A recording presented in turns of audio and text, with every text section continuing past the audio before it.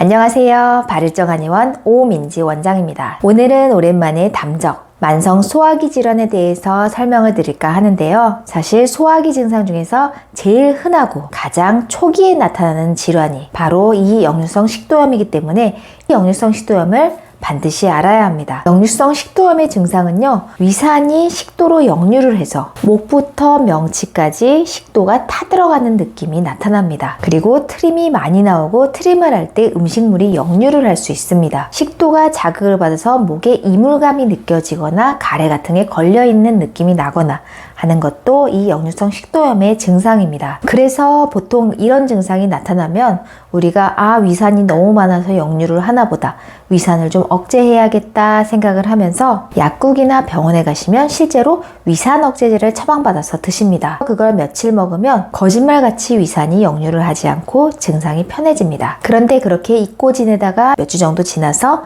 다시 똑같은 증상이 재발합니다. 그래서 그때처럼 위산 억제제를 처방받아서 먹게 되면 이번에는 약이 잘 듣지 않고 심지어 한 달씩 먹어도 차도가 없어서 고생을 하게 됩니다. 이 질환이 근본 치료를 하지 않고요, 위산 억제제만 써서 위산을 억제를 시키게 되면요, 나중에 만성 위염, 위궤양, 그리고 장상피 화생까지 진행이 될 수 있는데요. 장상피 화생은 식도점막이 위점막처럼 바뀌는 병입니다. 더 진행이 되면 식도암으로까지 진행이 될 수 있으므로 내가 지금 이 역류성 식도염 증상이 있어서 위산 억제제를 먹는다 하는 분들은 꼭 이 영상 시청해 주시길 바랍니다. 역류성 식도염은 양약 먹으면 된다라는 이 생각 때문에 식도염이 담적, 식도암, 위암까지도 진행이 되는데요. 위산은 여러분들도 아시다시피 음식물을 소화시키기 위해서 분비가 되는 소화액입니다. 위산이 우리 몸에서 소화라는 중요한 기능을 수행할 때 도와주는 물질이기 때문에 위산이 없거나 적으면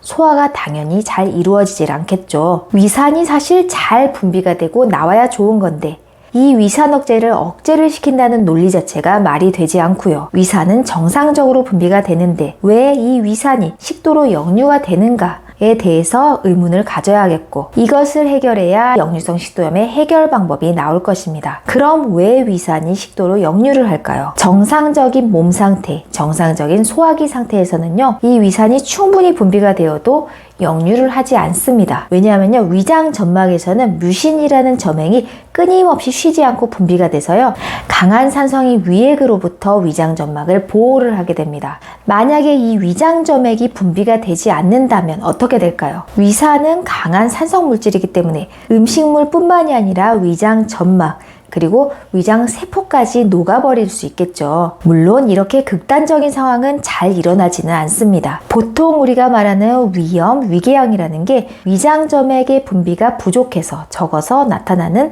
증상을 뜻합니다. 역류성 식도염도 마찬가지로 위산이 위벽을 자극해서 위벽이 손상될 것 같아서, 하지만 소화 기능이 떨어지기 때문에 아래쪽으로는 못 보내고 자꾸 위쪽으로 개워내고 올리려고 하는 것이 바로 역류성 식도염입니다. 그래서 우리가 말하는 위염, 위궤양, 역류성 식도염이 결국에는 위장 점액질이 부족해서 분비가 충분치 않아서 생기는 증상인데요. 그럴 때 우리가 위산 억제제를 먹게 되면요, 위산이 일시적으로 줄어들게 되고, 그래서 역류할 위산은 줄어드니까 증상은 좋아지는데요. 위산이 줄어들기 때문에 소화력은 막상 떨어지게 됩니다. 위산 억제제가 위산 분비만 억제하는 것이 아니라 우리 위장 점액세포의 분비까지 줄어들게 만들기 때문에 소화 기능까지 떨어지면서 위장 점막 보호 기능까지 떨어지게 됩니다.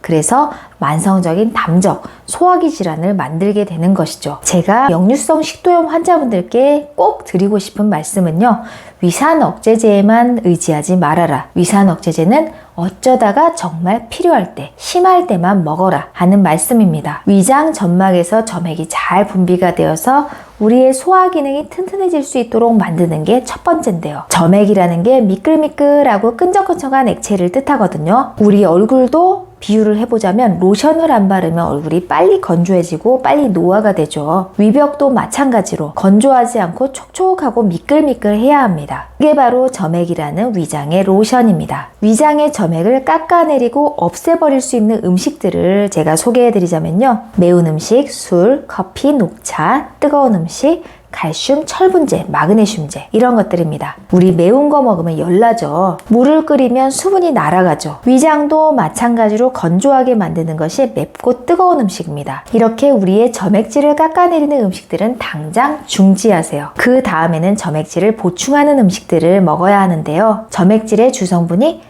뮤신이라는 당 단백질과 물입니다. 그래서 뮤신이 풍부한 식품을 먹으면 우리의 위장은 건강해지는데요. 뮤신이 많은 음식은 연근, 토란, 장어, 미꾸라지 같은 것들입니다. 다 약간씩 끈적끈적하죠? 그리고 야채도 부추, 마늘, 고추 이렇게 매운 야채 말고요. 더덕, 도라지, 파프리카, 오이 이런 야채들을 많이 드시면 좋겠습니다. 고기도 점액질 성분이 단백질이기 때문에 소화 잘 되는 단백질로 고기나 두부를 많이 드시는데요.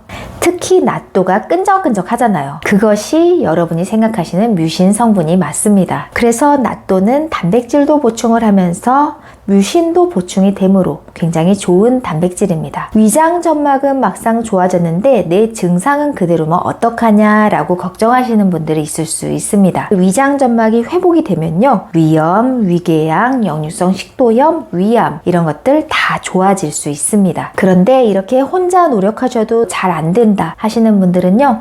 영상 밑에 댓글 쓰시는 거 있습니다. 거기에 질문을 올려주세요. 아니면 직접 한의원으로 찾아오셔도 제가 도와드리겠습니다. 그럼 오늘 영상이 도움이 되시길 바라면서 다음번에는 더 유익한 영상으로 찾아뵙겠습니다. 감사합니다.